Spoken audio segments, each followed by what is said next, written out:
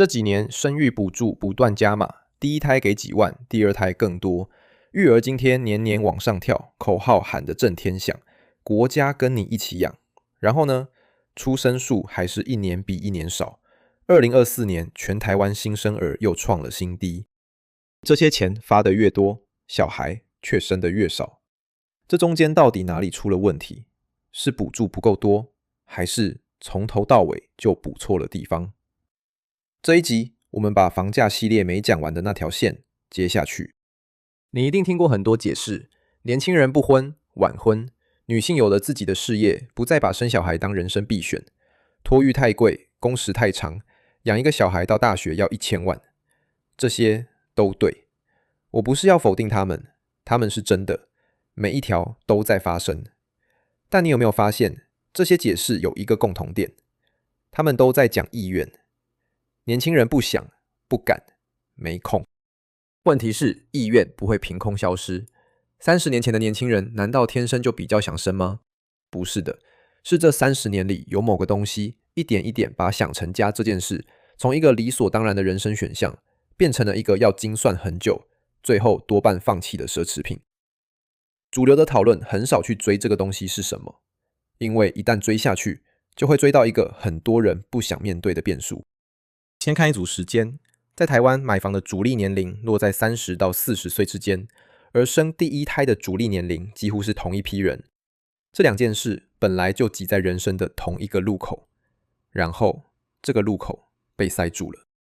根据内政部最新统计，2025年第4季全国的房价所得比是 9.32 倍，一个家庭不吃不喝9年多才买得起一间房。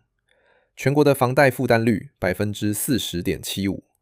如果你在台北，数字更狠，台北市的房贷负担率一度超过 60%， 等于一个家庭每个月赚的钱有将近2/3是拿去缴房贷的。于是购屋的年龄被往后推，10年前买第一间房大概是30到35岁，现在延到了35到40岁，买房推迟，生育跟着推迟。台北女性生第一胎的平均年龄 32.5 岁，全国最高。这不只是巧合，台湾立法院自己的分析报告写得很白，全国总生育率与房屋贷款负担率呈现负向关系，并且以双北、台中最明显。当然，两件事同时发生不等于一件事造成另一件，这是相关，还不是因果。但这一次，我们不是只有相关。美国一份发表在公共经济学期刊的研究，用房屋供应弹性当工具变数，把房价自己涨跟因为想生小孩才去换房这两件事拆开，结果发现房价每上涨1万美元，租房子的家庭生育率下降 2.4%。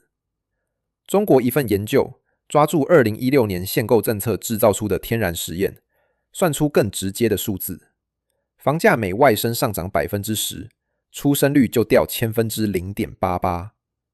这些研究在讲同一件事，高房价是这个时代最有效的避孕药。不过这里我必须诚实的补一刀，因为这一刀才是真正的重点。房价上涨不是对每一个人都一样，对于已经有房的人，房价涨反而让他们更敢生，因为手上的房子变贵了，那是财富，是底气。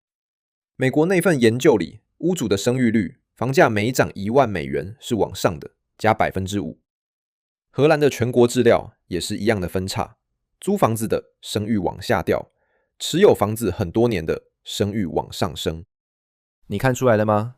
房价上涨把整个社会切成两半，涨上去的财富落在已经有房的那一代，多半是上一代，被挤掉的生育压在还没买想成家的那一代，多半是下一代。所以问题从来不是台湾人自有率很高，应该没差。恰恰相反，正因为房子集中在已经有房的人手上，那些还站在门外想推开门的年轻人，才被这道越垫越高的门槛一个一个挡了下来。这不是大家一起变穷，这是一场把下一代的成家权转移给上一代资产的安静的交易。把镜头拉远一点，你会看到一个很不舒服的巧合。全世界生育率最低的地方几乎全部挤在东亚。南韩 0.75， 香港 0.74， 台湾 0.86， 日本 1.23。 而这几个地方刚好也是全世界房价最凶、最买不起房的地方。我先讲清楚，这一页是相关，不是因果，但把它跟前面那些因果研究摆在一起看，这个巧合就不再只是巧合。那反过来呢？如果一个城市真的把居住成本压下来，生育率会不会回来？很多人会拿维也纳当答案。维也纳60%市民住社会住宅，租金被压到只有收入的1/4，但数据没有那么浪漫。维也纳自己的生育率只有 1.41， 在整个奥地利还是倒数第2。新加坡更是一个活生生的矛盾，它靠祖屋把房价所得比压到只有 3.8， 接近90%家庭有自己的房子，居住成本是东亚最低的。结果呢，生育率还是只有 0.96。 所以我要很诚实的说，房价是关键的变数之一，它有硬的因果证据站得住脚，但它不是唯一的解。就算你把房价压下来，还有坪数太小生不了第2胎，还有工时，还有育儿的重担多半压在女性身上，这些都还有得解。房价是那道最高最挡人的门槛，但门后面还有路要走。